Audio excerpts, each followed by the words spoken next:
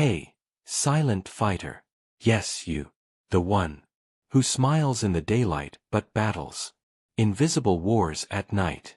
The one who's been fighting demons no one else can see. You've been strong for too long and now your mind feels like the enemy. There are two battles we face in life. One with the world and one within our own minds.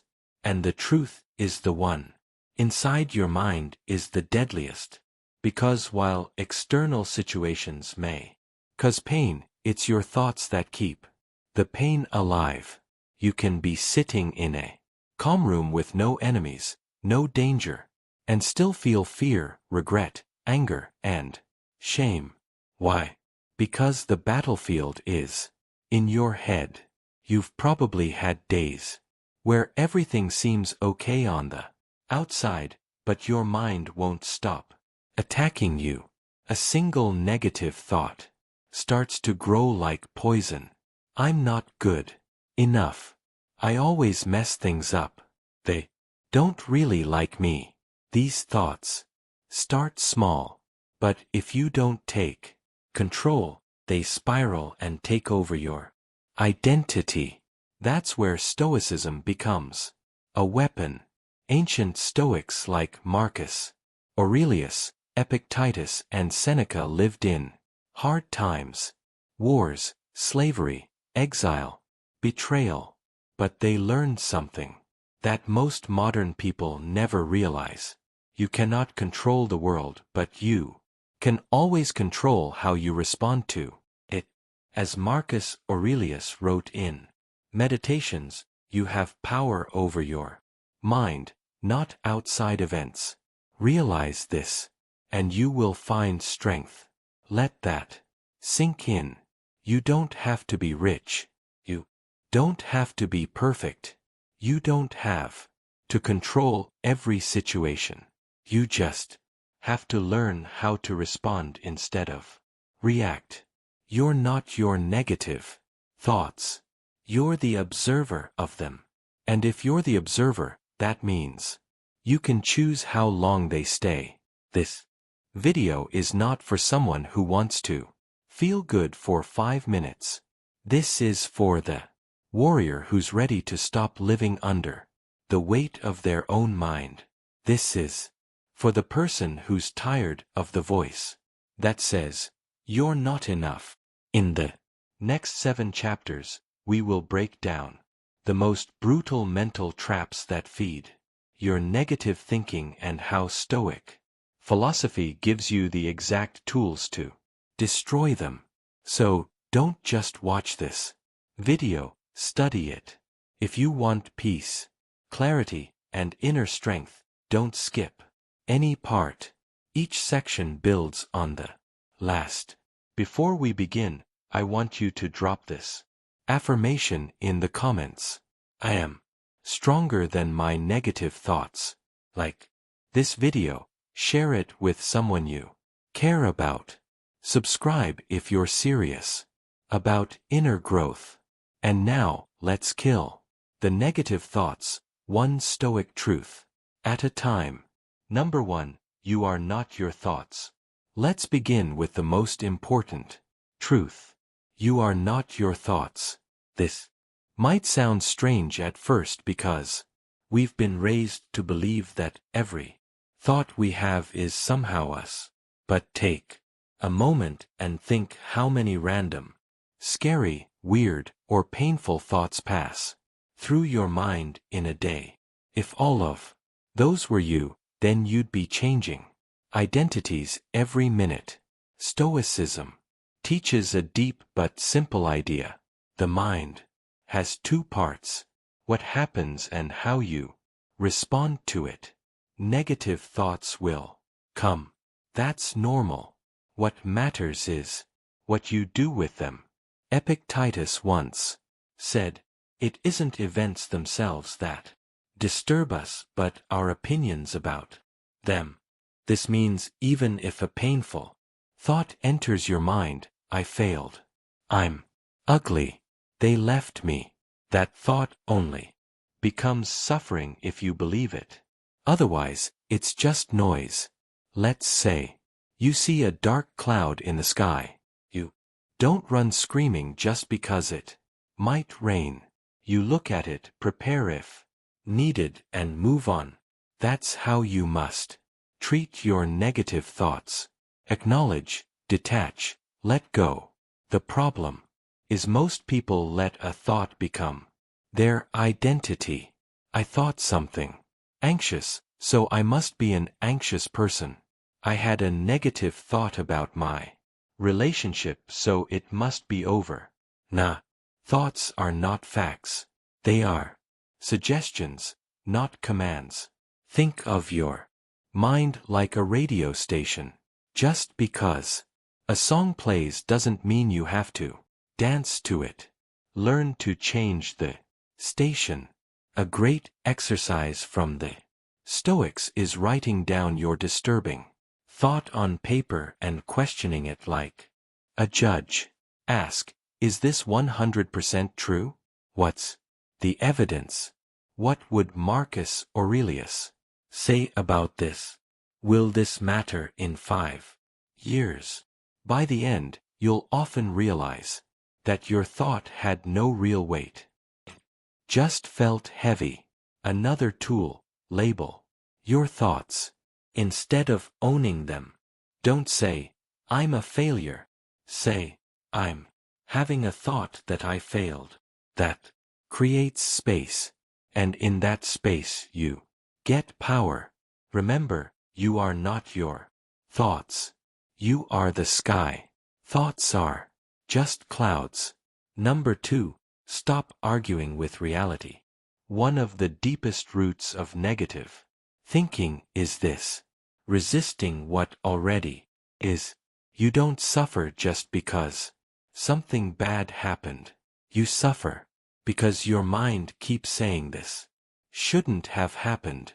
A breakup, a betrayal, a lost opportunity. We tell ourselves it wasn't supposed to go like this, and that resistance becomes mental torture. But the Stoics taught something powerful. Pain is guaranteed, but suffering is optional. And suffering begins when we start arguing with reality.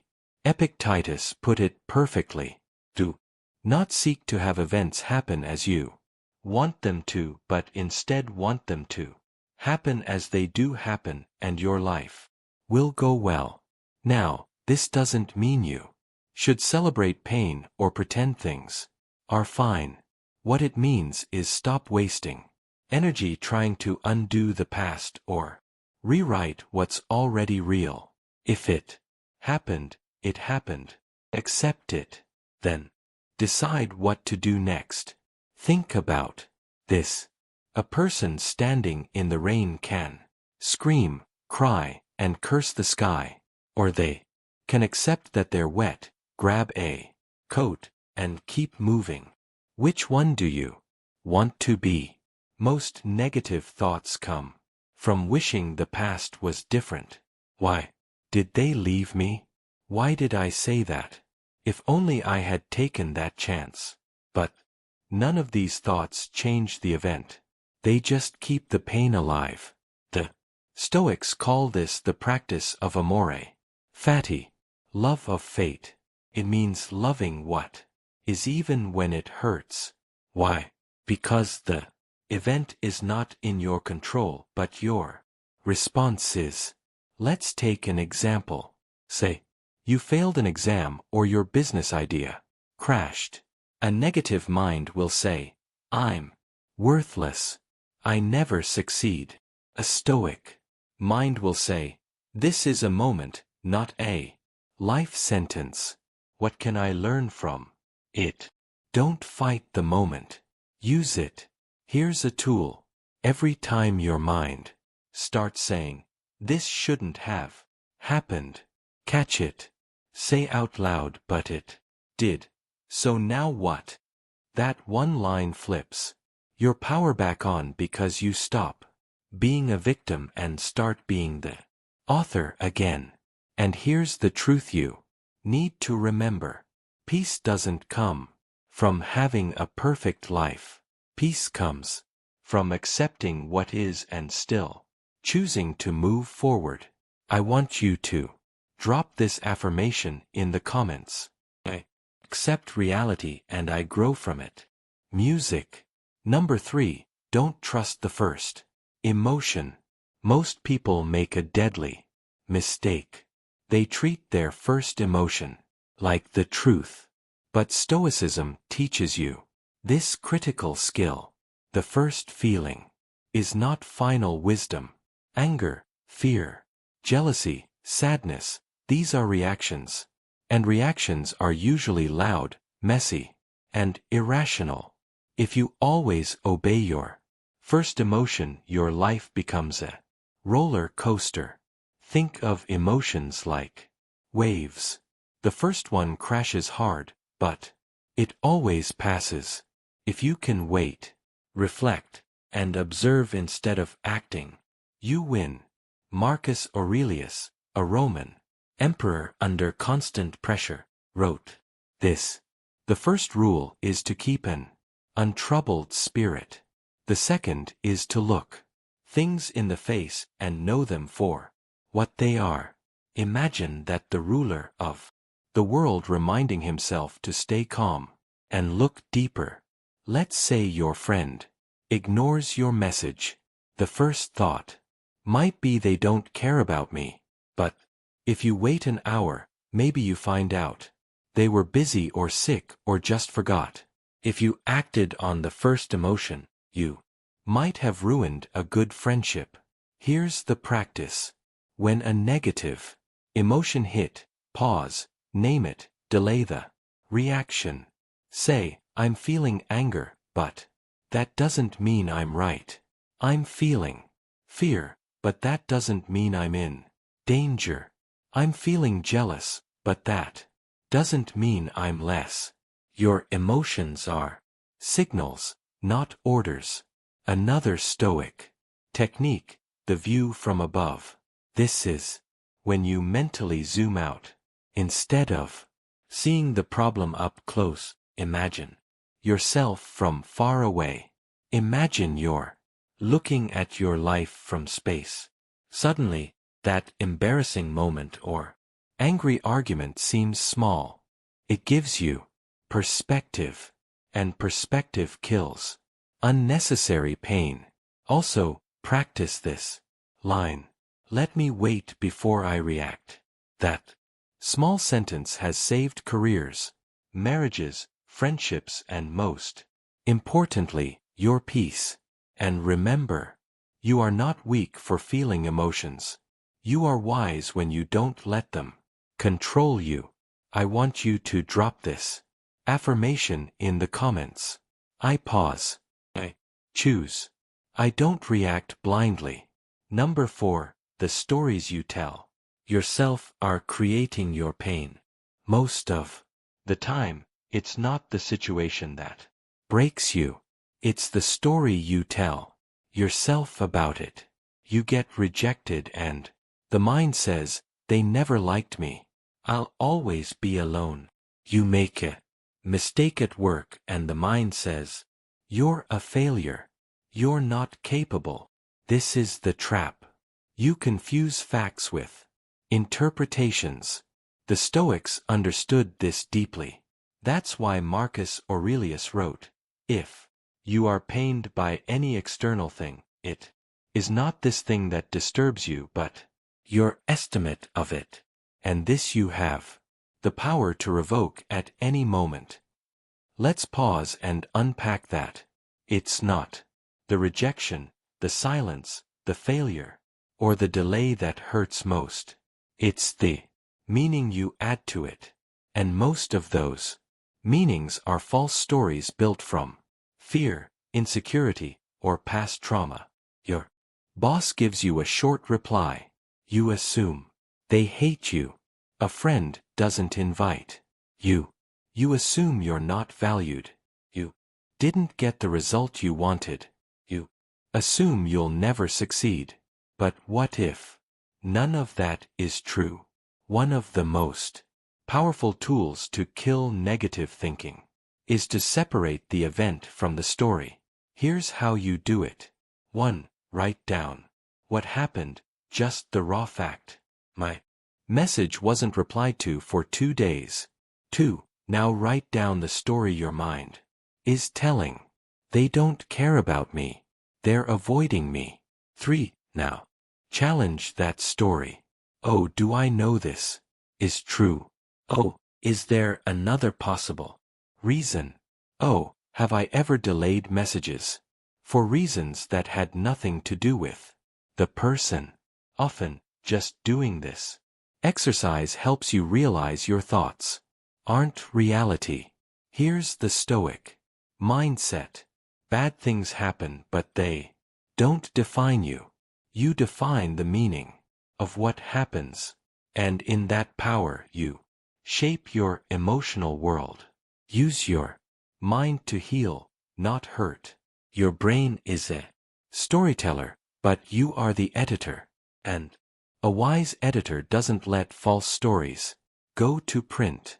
So the next time your thoughts spiral, pause, investigate, and rewrite, because you are not the pain.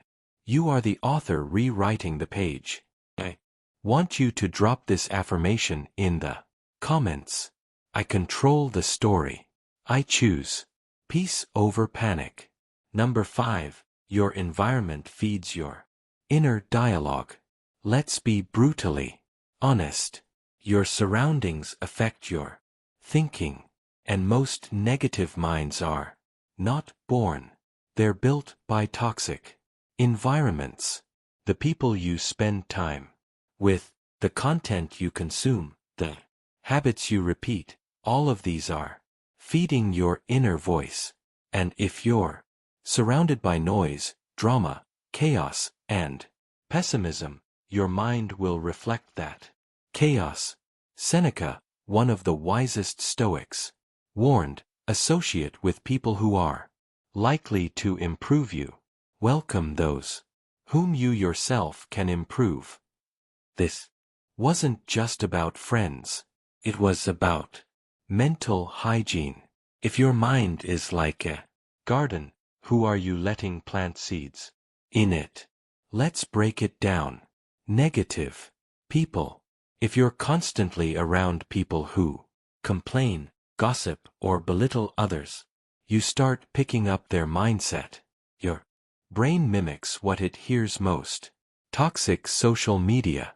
If you scroll through content that triggers insecurity, anger, or shame, your mind becomes addicted to low vibration thoughts. Chaotic spaces, a messy room, cluttered desk, or loud home can amplify stress and kill clarity. The Stoics lived with simplicity and order because they knew chaos outside leads to chaos inside. Here's a truth that hurts. You can't kill negative thoughts while feeding them every day. So, start doing an environment detox. Ask yourself, who makes me feel drained versus who makes me feel calm? What content am I watching? Does it inspire me or make me feel worse? Is my space helping me think clearly, or is it adding to my stress? The Stoics weren't just focused on philosophy. They were focused on structure, simple routines, clean surroundings, meaningful conversations. They knew that external discipline created internal stillness. Try this challenge. Spend 7 days without gossip, drama, or negative scrolling. Clean your room. Unfollow accounts that fuel comparison. Spend time with people who actually want to grow. You'll be shocked how much quieter your mind becomes. Not because the thoughts magically disappear, but because you've stopped feeding the storm. Number 6, you're tired, not broken. Sometimes your negative thinking doesn't mean something's wrong with you. It just means you're tired, not just physically, but emotionally, mentally, and even spiritually. And when you're tired, everything feels worse than it actually is. You misread texts. You overthink decisions. You assume people are against you. Your mind becomes a storm not because you're weak but because you're drained. The Stoics understood this deeply. They didn't just talk about mindset. They talked about preserving your energy. Marcus Aurelius reminded himself, if you are distressed by anything external, the pain is not due to the thing itself but to your estimate of it. And this you have the power to revoke at any moment. But how do you revoke that pain if you haven't slept, haven't rested, haven't taken time to be still? Too many people try to think their way out of a storm. But what they need is recovery, not more thoughts. Negative thinking gets louder when you're sleep deprived. You haven't eaten well. You haven't exercised in days. You're overexposed to noise, social media, and pressure. You haven't taken time alone. You don't need to fix your mind every time. Sometimes you just need to give your nervous system a break. Stoicism is not about being a robot. It's about being rational and responsible with your energy. Even Epictetus, who taught discipline, reminded students, it is impossible for a man to learn what he thinks he already knows. If your mind is full, tired, and overwhelmed, you won't learn, grow, or think clearly. So, give yourself this gift. Sleep early tonight. Take a 20-minute walk outside without your phone. Say no to one thing that drains you. Write down your worries and then step away from them. You're not broken. You're just overrun. Stop treating exhaustion like weakness. Treat it like a signal. It's time to rest. It's time to refill. Negative thoughts often vanish, not because you beat them but because you stopped running on empty. I want you to drop this affirmation in the comments. I am not broken. I am just resting. Number 7. Gratitude kills negativity. This one might surprise you. Gratitude is not just positive thinking. It's a weapon, a powerful one, that destroys the roots of negative thought. Why? Because gratitude forces you to see what's real, not just what's missing. When your mind is stuck in negativity, it creates a tunnel vision. Nothing is working out. Everyone is better than me. Life is unfair. But the moment you name what's going right, that tunnel starts to crack open.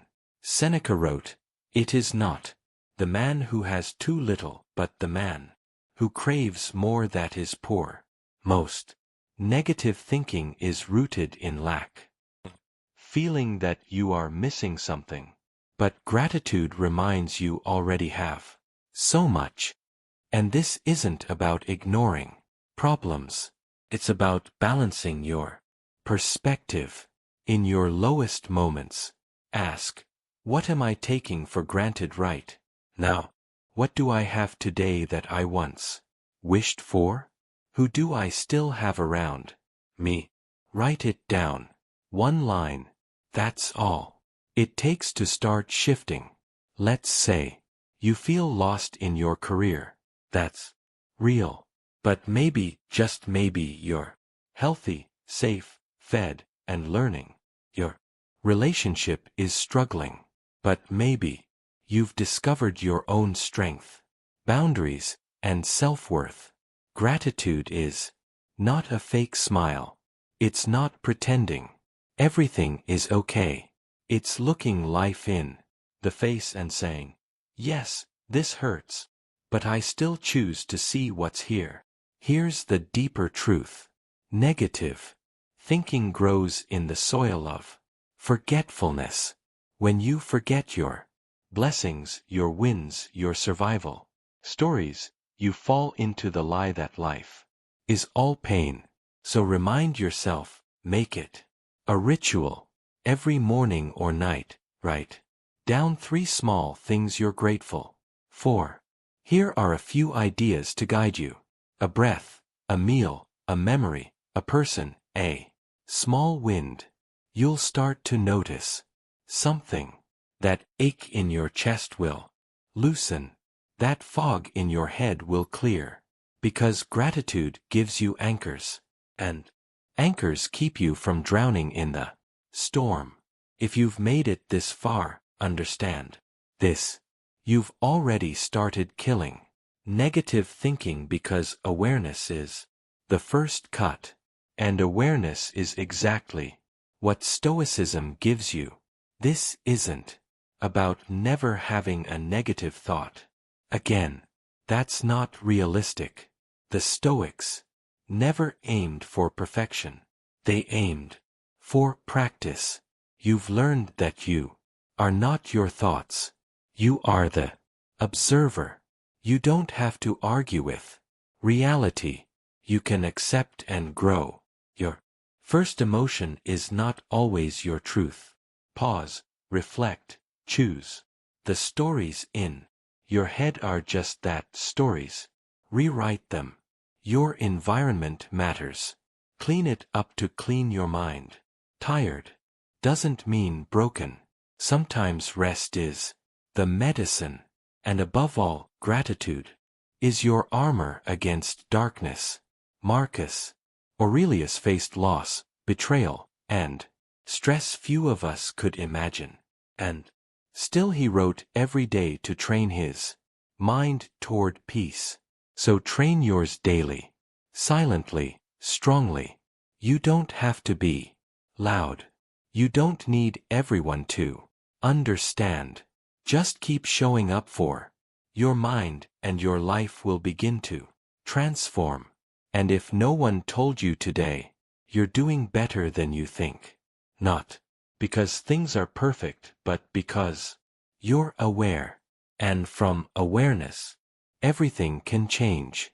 This is how you kill negative thinking. Not with force, but with daily clarity, inner silence, and stoic power. If this video helped you, like it to help more people see it. Comment your favorite point or quote. Share this with someone who needs peace. And subscribe, because we are building a stoic mind together. Final affirmation for the comments. My mind is my strongest weapon.